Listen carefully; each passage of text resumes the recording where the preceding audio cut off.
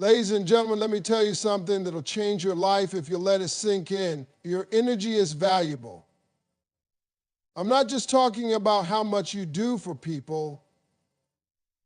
I'm talking about the real you, your love, your attention, your care, your prayers, your time, your presence. That's all energy.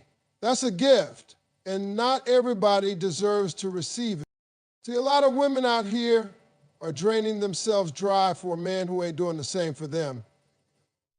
You're checking in, you're showing up, you're doing the emotional work, you're pouring into somebody who got holes in their cup.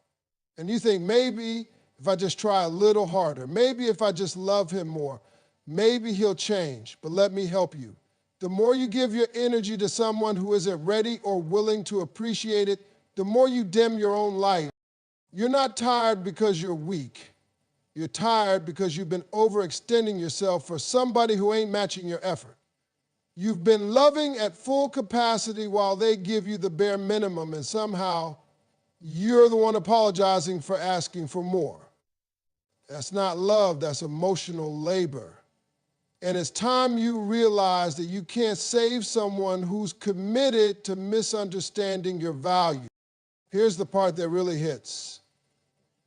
The moment you start pulling that energy back, the moment you stop calling first, texting first, showing up every time he snapped his fingers, that's when he starts to panic. That's when he starts realizing what he lost.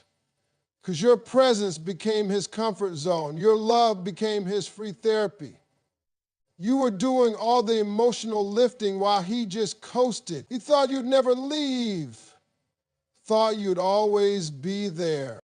But when you stop giving a damn, and I mean really stop, that man starts losing his mind. You ain't yelling, you ain't explaining, you ain't begging. You're just done. And that's powerful.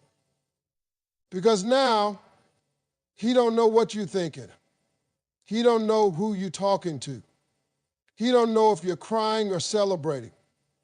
And that silence, that peace you found without him, that eats him alive. Let me be clear. Your energy is your currency. Every time you give it away to someone undeserving, you're making yourself emotionally bankrupt. You got to treat your love, your time, and your care like it's money in the bank.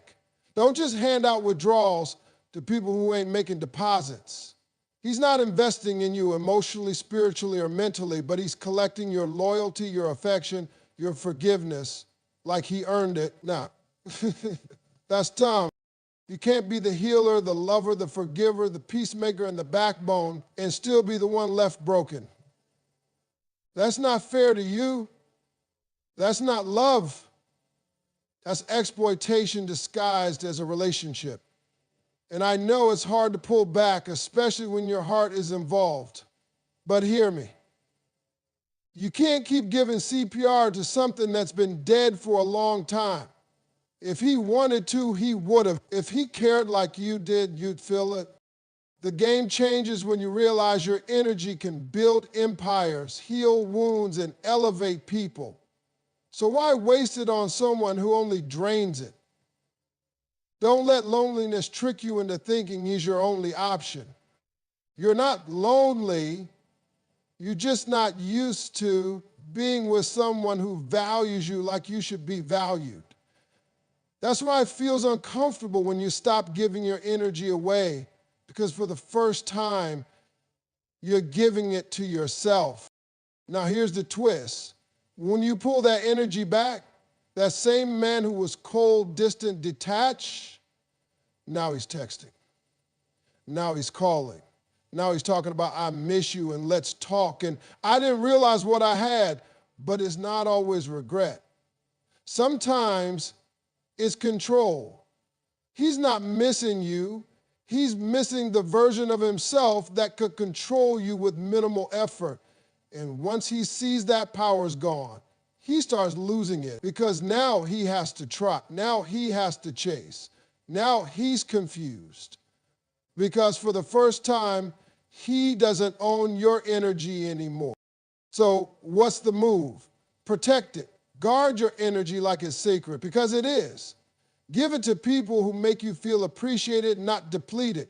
Surround yourself with people who match your love, your effort, your passion. Don't water yourself down to fit into somebody else's comfort zone. Don't shrink so he can feel like a man. Don't keep giving a damn about someone who showed you over and over again that he doesn't give a damn about you. Your energy was never the problem. Your love was never too much. It was just given to the wrong person. And when you finally stop handing it out like a free sample, when you stop giving a damn, that's when he reclaims your power. And that's when he starts losing his mind, because he finally sees what he lost, and by then you've already found yourself. If you don't respect yourself, don't expect anybody else to do it. Respect starts with you. See, too many people out here waiting for somebody to treat them right, to love them right, to see their worth. But the truth is, people only treat you how you allow them to. You teach people how to love you by the way you love yourself. You teach them how to speak to you by the way you speak to yourself. So if you keep letting him get away with the same mess over and over again, that's not on him anymore. That's on you. Now, I know that's a hard pill to swallow. It ain't easy to look in the mirror and admit you've been tolerating less than you deserve. But healing don't come from pointing fingers. It comes from owning your power. See, when you let a man raise his voice at you, ignore your needs, talk down to you, disappear when things get hard, and you still stay, you're sending a message. You're saying, I don't like this, but I'll accept it. And trust me, he hears that loud and clear. You want to know why some men don't change? It's because they don't have to. You keep giving them the benefits of a committed, loving, loyal partner without holding them accountable for their behavior. You forgive too quickly. You explain too much. You hope too hard. And he learns real fast that he don't have to respect you to keep you, that he can mess up, say sorry, buy some flowers, send a you up, text, and boom, you're back. That's not love, that's a cycle. And it don't stop until you do. Respect ain't something you demand with your voice, it's something you command with your actions. When you say, I'm not tolerating this, and you actually mean it, that's when things shift. When you leave the table because respect ain't being served, that's when he starts paying attention. When you stop arguing and just start removing yourself, now he's confused. Because he was used to the drama, the tears, the long talks, not the silence. Silence is powerful. Silence says, I don't need to explain myself, I just need to protect myself. You got to understand something. Boundaries are not about controlling others. They're about honoring yourself. When you say, I will not allow anyone to speak to me like that, and you stand on it, that's respect. When you say, I won't accept a half-present man who only shows up when it's convenient, and you walk away, that's respect. You don't beg for it. You don't bargain for it. You live it, you breathe it, you walk in it. And the world adjusts accordingly. A lot of women confuse loyalty with self-sacrifice. You think staying through all the hurt makes you strong, but real strength is knowing when to walk away. Real strength is looking at someone you love and saying, I love me more.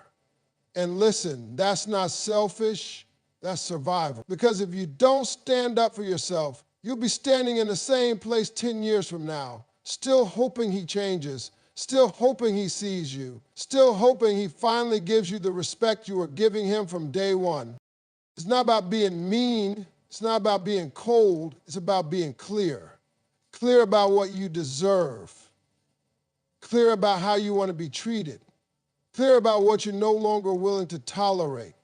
And that clarity, it scares people who were used to the old version of you. The version that tolerated disrespect, stayed quiet, made excuses. They get uncomfortable. But guess what? That's not your problem. Your growth ain't supposed to make everyone comfortable. You see, when you finally decide that you deserve better, really decide, people either rise up to meet you or they fall off. And you got to be okay with either one. Don't lower your standards just because somebody won't rise to meet them. That's not your person. That's your lesson. And once you learn it, you don't need to repeat it. So many women stay stuck in these situations because they're afraid of being alone. But let me tell you something. Being alone is peace. Being alone is clarity. Being alone is where you hear your own voice again without the noise, without the manipulation, without the constant battle to prove your worth. You don't lose yourself in solitude. You find yourself. And when you find yourself, when you really start respecting yourself, your energy shifts. Your standards go up, your time becomes sacred, and the people who can't match that energy, they naturally fall away. That's when he starts losing his mind. Because now he's watching you shine without him. Now he's watching you move different. You ain't texting like you used to. You ain't crying. You ain't checking up. You're focused. You're glowing. And he realizes too late that your respect was never the problem. His treatment was, and now that you respect yourself enough to walk away, he's stuck trying to figure out how to get back in. But the door's closed. You set the tone for how the world treats you. And once you respect yourself at a high level, trust me, you'll never entertain anything beneath that level again. You ever notice how some men act like kings when they ain't done nothing to earn the crown? You ever wonder why he was so confident, so unbothered, even while treating you like an afterthought? Let me tell you something you might not have realized yet. His power didn't come from who he was. His power came from your attention. See, your attention is like sunshine. When you focus it on someone, they grow. You show up for him, you listen to him, you compliment him, you hold him down when he don't even deserve it. And all of that, that gives him power. Not real power, borrowed power. Power that came from the way you saw him. Because here's the truth. Some men ain't as secure as they look. They just get their confidence from knowing that somebody like you is paying attention to them. You made him feel like a man. You made him feel special, even when he was giving you the bare minimum. You turned his potential into reality with your belief in him. And guess what? He got used to it. He got comfortable knowing that no matter what he did, you'd still be there, still texting, still calling, still forgiving, still explaining yourself like your love needed justification. But here's what he didn't count on. He didn't count on you waking up. He didn't count on you realizing that your love, your effort, your loyalty, those are luxuries, not obligations. He didn't think you stopped giving him that power. But the moment you started pulling your attention back, that's the moment he started losing control. Because now he ain't sure where you're focused on. Now he ain't getting that daily dose of praise, that emotional support, that soft place to land. He's standing in the same spot, but it feels colder now, quieter. That warmth you brought, it's gone. And that's when it hits him. He was never the source. You were. See, when a man is used to being the center of your world, he don't know what to do when he ain't anymore. He starts calling, starts texting, starts making promises, not always because he's changed, but because your attention was the only thing holding his ego together. You were the mirror that made him look better than he really was. And when that mirror disappeared, so did his image of himself. Let's keep it all the way real. He liked the power you gave him. He liked that you always showed up. He liked knowing you check in if he went quiet. He liked being chased. That fed his pride. It fed his sense of control. but it had nothing to do with love and everything to do with validation. Your attention made him feel important, not because of who he was, but because of how you saw him. And the truth is, he didn't respect your attention while he had it. He didn't value your energy when it was free-flowing. He thought it was endless. He thought you'd never stop giving. But now that you've stopped, now that you've redirected that power back to yourself, he's scrambling. Because now he realizes that without your focus, he's just another man, just another guy with potential he never lived up to. And you've moved on. You're glowing, you're winning, not because of a new man, but because you took your power back. Let me tell you something, baby. Your attention is your power. Where you place your focus, that's where your energy flows. And not everybody is worthy of it. Not everybody deserves to be seen by you, heard by you, held by you. Some people only want your attention so they can feel big, but they don't know what to do with it once they have it. And when you take it away, they realize just how empty they are without it. You got to understand this. Attention is currency. It's more valuable than money, than gifts, than anything you can give physically, because your attention builds people up. Your attention gives people confidence. And if you're giving that to someone who's not giving it back, who's not appreciating it, who's not pouring into you the same way, then you're investing in a sinking ship. And I know you cared. I know you saw the good in him. I know you believed in what he could be. But belief don't build relationships. Effort does. Respect does. Consistency does. And if he only valued your attention when you took it away, then that man never valued you. He just valued what you gave him. So now that you've stopped giving him that attention, don't go back. Don't start feeding his ego again just because he looks lost without it. Let him sit in that silence. Let him feel what it's like to no longer be seen through your loving eyes. Let him feel the absence of your light, because that's what he never respected until it was gone. And don't you dare shrink yourself just to give him back that feeling. Don't you go chasing someone who only noticed your value after you left. You were the power the whole time. Your attention wasn't just something he received. It was the only thing keeping him together. And now that he's losing his mind, you're finally gaining your peace. Let me break it down for you. Sometimes the thing you're most afraid to do is the exact thing that will set you free.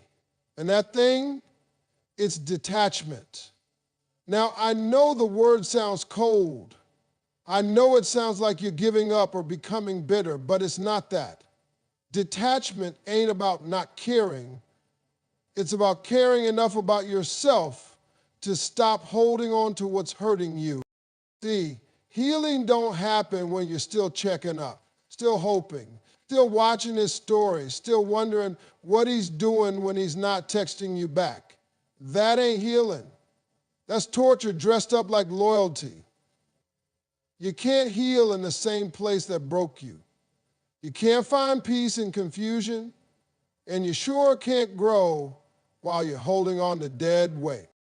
You keep thinking if you stay long enough, love hard enough, forgive enough, maybe he'll wake up and change. Maybe he'll finally treat you right. But that ain't love. That's survival mode. That's you trying to build a future with someone who's shown you repeatedly that they don't know how to handle your heart. You're trying to heal a situation that's actually the reason you need healing in the first place. Let me tell you what detachment really is. It's reclaiming your peace.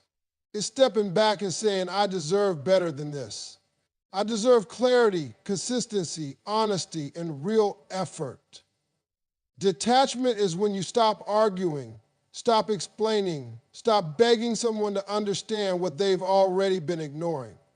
It's not about giving up, it's about rising up, rising above the need for closure, rising above the fear of being alone, rising above the illusion that you can fix what's broken all by yourself.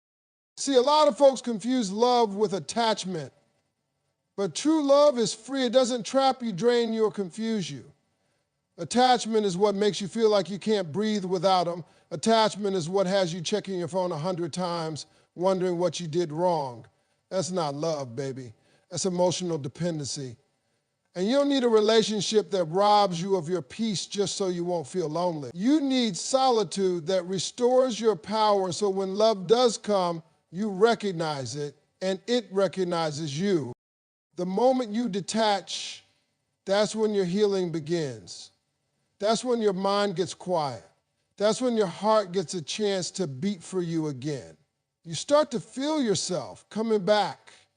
The version of you that laughed more, slept better, loved deeper before all this chaos.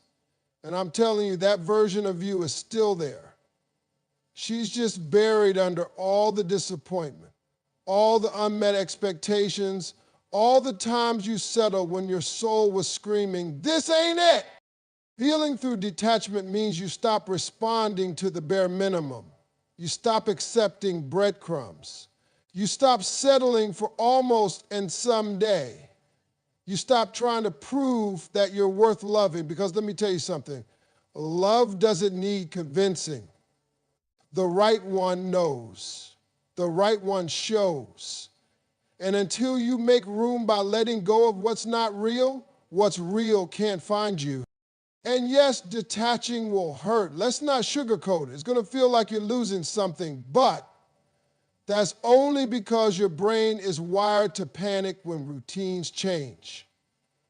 That pain you feel when you walk away, that's withdrawal, not from the person, from the idea of the person, from the version of them you created in your head. You weren't just in love with him, you were in love with his potential. And potential doesn't pay emotional rent. But here's the beauty. On the other side of that discomfort is clarity. On the other side of those tears is strength. You cry today, but you'll breathe better tomorrow. One day you'll wake up and realize you didn't think about him first thing in the morning. You look in the mirror and see someone stronger, wiser, more grounded. That's the healing detachment brings, quietly, silently, powerfully. And don't worry about what he thinks. Don't worry about if he's moved on, if he's watching you, if he misses you. That's none of your business anymore. Your business is you. Your business is watering your own garden, pouring into your dreams, laughing for real again. Getting back to the woman you were before you had to carry the weight of a one-sided love. That woman, she's still inside you, and she's waiting for you to come home. You don't need closure. You don't need revenge. You don't need answers from someone who didn't care enough to give them when you were breaking. What you need is peace. And peace comes when you finally say, I'm done dancing with dysfunction. I'm done explaining myself to someone committed to misunderstanding me. I'm done showing up for someone who never showed up for me. That's what detachment is. Not giving up, but giving back to yourself. That's when healing begins. When you stop chasing what was never yours to hold. When you stop performing for love. When you stop trying to earn what should have been freely given. Because at the end of the day, you don't need to be loved harder. You need to be loved better. And it starts with how you love yourself when you finally choose peace over potential.